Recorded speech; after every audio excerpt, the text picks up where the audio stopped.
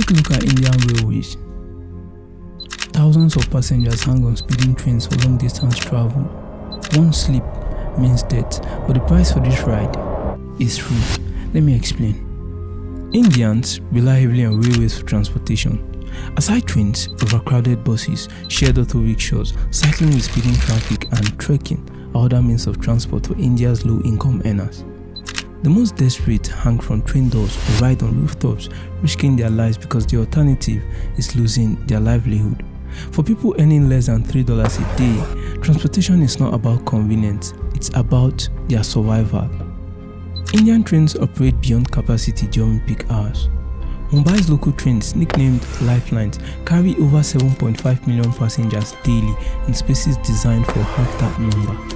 People are crushed against windows, others hang on train doors.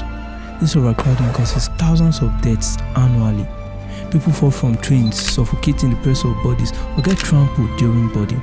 The system isn't just uncomfortable, it's deadly. Here is a simple breakdown of the situation. Even second-class unreserved tickets are unaffordable for many of these people. A general ticket might cost 10 to 30 rupees, but for someone earning 150 rupees daily with a family to feed, that's 10 to 20% of their income just for a round trip. Estimate shows that 20 to 30% of daily train passengers travel ticketless, not from choice but necessity. Reserved seating with basic amenities like fans and slightly more space remains a distant luxury for the bottom 30% of earners. What the middle class considers as basic transportation represents relative luxury for India's poorest. Air-conditioned coaches and reserved seatings are fantasies for daily wage laborers, domestic workers, and street vendors. Just having access to any train, even when it's overcrowded, is better than the alternative, which is not going to work at all. The transport system's failure hits hardest on the low-income earners who can least afford them. For these people, India's transport system is not broken, it's just brutal, and every day they have no choice but to catch a train ride for survival. In Bangladesh, transportation isn't just about getting from point A to B, it's a daily struggle. For the poor people in Bangladesh, the cycle rickshaw isn't just transport, it's a lifeline. These three-wheeled vehicles powered by human pedaling serve as the primary mode of transport for millions who cannot afford motorized alternatives. A rickshaw ride costs between 20 to 50 taka, making it accessible when buses and CNGs are beyond reach. In densely packed urban areas like Dhaka slums and rural villages, rickshaws navigate narrow lanes where larger vehicles cannot go. They carry workers to garment factories at dawn, children to school, and families to medical clinics. The rickshaw pullers themselves are often migrants from impoverished rural areas. This backbreaking work provides their only income, typically $3 to $7 per day, from which they must pay rickshaw rent and feed their families. During Eid and other major festivals, Bangladesh's transportation system transforms into a nightmare for the poor. Millions attempt to travel from cities to their ancestral villages, but the railway system, which is already overstretched, becomes dangerously overcrowded. Trains designed for hundreds carry thousands, with people clinging to ropes, hanging from doors, and packed into aisles where breathing becomes difficult. The poor who cannot afford expensive bus tickets that triple in price during peak seasons have no choice but to risk these life-threatening journeys. Some spend the entire days waiting at stations only to find no space available. Others pay their last taka to ticket tout to exploit their desperation. The journey that should take hours stretches into days of standing, exhaustion, and indignity, all for the chance to see family they work year-round to support.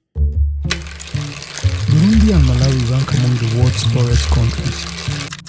In Burundi, over 65% of the population lives below the poverty line, surviving on less than $2 a day. In Malawi, the story is similar. For these communities, owning a car is not just expensive, it's virtually impossible. A used vehicle costs more than most families earn in 5 years. Now consider this, even if someone could afford a car, fuel prices cost about $2 and $3 per litre. In rural areas where roads are unpaved and gas stations are scarce, a single litre of petrol can cost a day's wage. So, how do people travel? The answer lies in necessity. Walking remains the primary mode of transport.